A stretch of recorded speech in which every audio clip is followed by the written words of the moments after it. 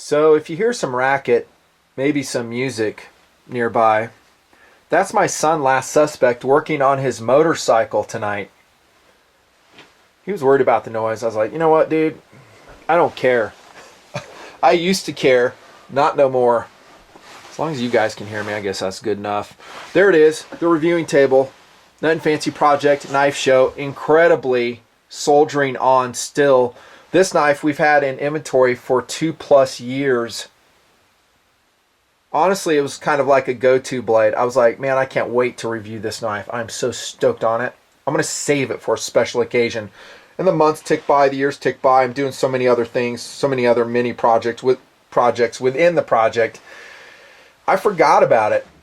Better late than never. Welcome to the Tech TR4 review in TMP. I've reviewed several Tech blades. In fact, the Godfather series was a launch knife here in TMP a long time ago. I did the TR3, which is right here. It's kind of hanging out there in the wings from another review that will bracket this one.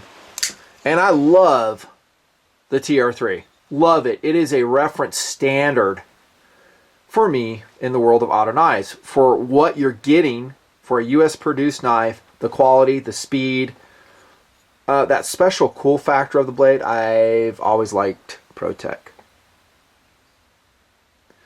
However, this one might be a little bit small for some folks. I wouldn't know who. Oh wait, maybe me. That's because I like big blades, and I really like big auto blades. That's a TR4, and that, by the way, stands for Tactical Response 4.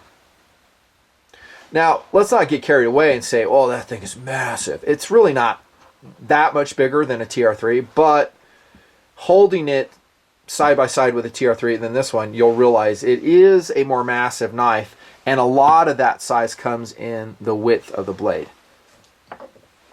So it's 5.6 ounces, a TR4. This one is the 4.3 version, the black coated one. DLC, diamond light carbon on the blade. Same as this one. And there are different colorations available. 5.6 ounces, a 4-inch blade, which for an auto knife, if you're not familiar with that, is kind of on the large size. And 0.125 inches in thickness is a stock. This one also is 154 cm steel, if I'm not mistaken. And this is serial number. I don't got my glasses on, I should. What does that say, dude? 168? You think I know. What does a box say? Does it say? No. Whatevs. Philosophy of use. Collectible, first and foremost. Now here in TMP for a long time I've said you don't need an auto blade to get functionality. A manual action blade or an assisted opening blade is so capable that, I don't know, it's really kind of a second kind of cool thing. You want an auto knife because it turns you on, it'll impress your friends. I still like auto blades. For me, they are primarily collectible because they're cool. Philosophy of use, tactical. Man, I really don't know what to say to you about that because the traction on this knife is really not awesome, in my opinion. I mean, we got no useful, you guessed it, up top. You could, do something to cure that, but do you want to mess around with a $230 knife? Permanently. I mean, if you want to put some skateboard tape or decal grip on top, I say rock on. But you might have to resell it. And when you get knives that kind of get into the HEC role,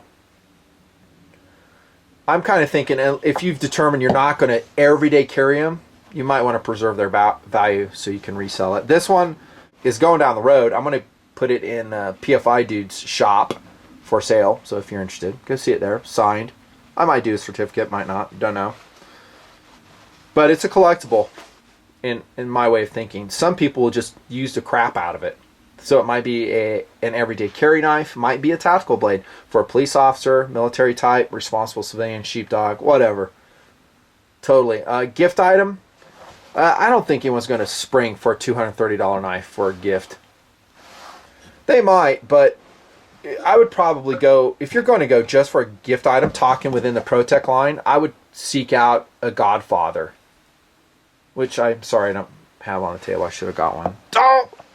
those are cool blades, and they're special and they're fun, but that's what I do. That's the end of POU. Hope you loved it. Embrace it.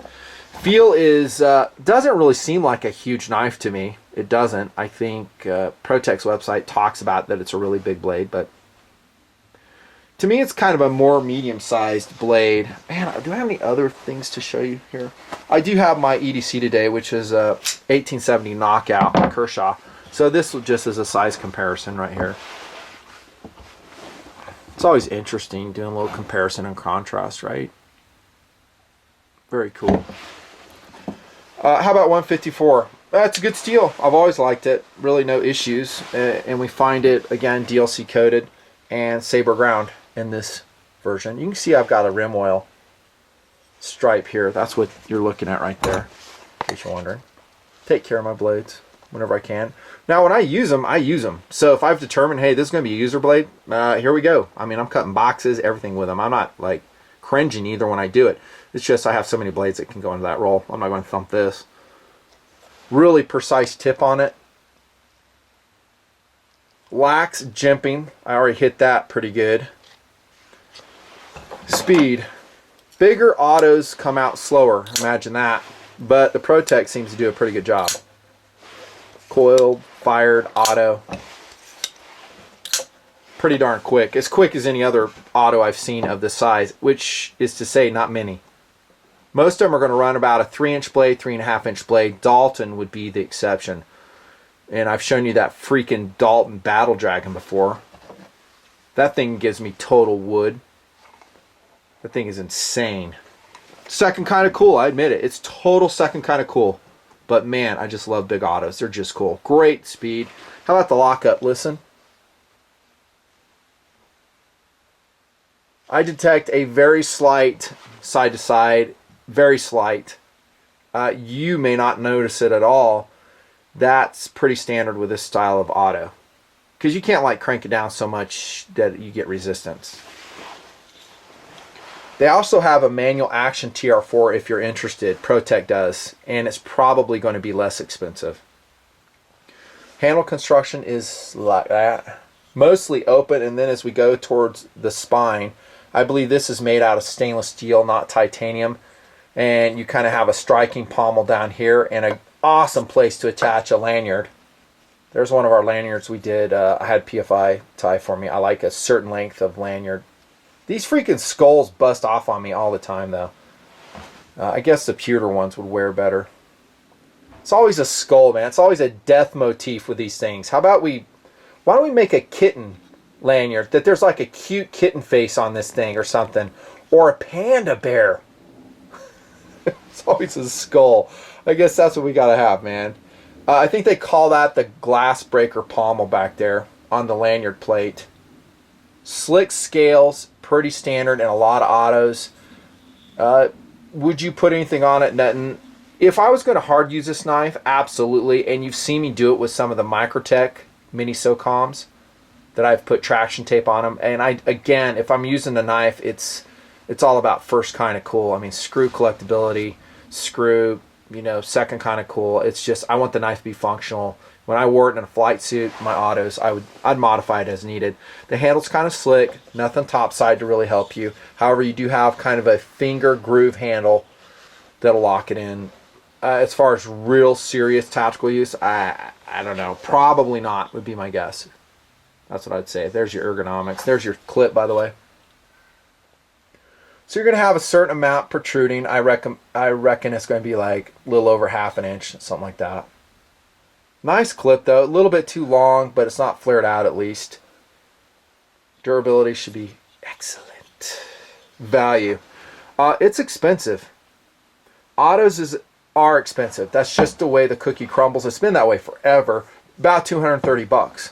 And then wait when it's discontinued, because I have seen that these knives go up in value when they're no longer made. Yes, even the factory ones. There's your info again, once again on the box. It has like a $320 retail on it. Check that out. Again, you can go to my channel page here on YouTube. My recommended knife dealers are there. And if they're selling the autos, you may or may not see this one here, because it's not a knife you can just roll in and go find.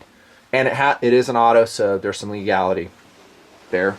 How about competitive options? I don't have much to show you. Are you guys sad for that? Good. I only got one, and it's going to be the Kershaw Rogue. Discontinued. 5 ounces. It was about $140. It was designed by R.J. Martin, and shame on Kershaw for discontinuing their autos. The 7000 and this one were excellent autos, high value autos. The speed on this, I have to say, does not compare to the ProTech, and that's the main reason I'm showing it to you. That, and it is roughly the same weight. It's a great auto. I love this one. So cool. But it's going to be a lot less. It's going to be, I don't know, not like half the price. It's not, but, you know, $230 versus $140. And that's your competitive options. I guess I could show you the TR3 again. Oh yeah, and because another review, here comes a Microtech UMS in that killer, totally ill and awesome blue color. I think I'm going to throw a kitten lanyard on that one too. Just so everyone knows I'm a sensitive dude. Cool factor on the TR4 is outstanding. It's a knife you won't see very many places. If you go to a shooting clinic and you guys start talking blades and you whip out a TR4, add 10 cool points. It is a very cool knife. It's 100% made in the United States. Like all ProTech things, it's just sick. Nut fancy.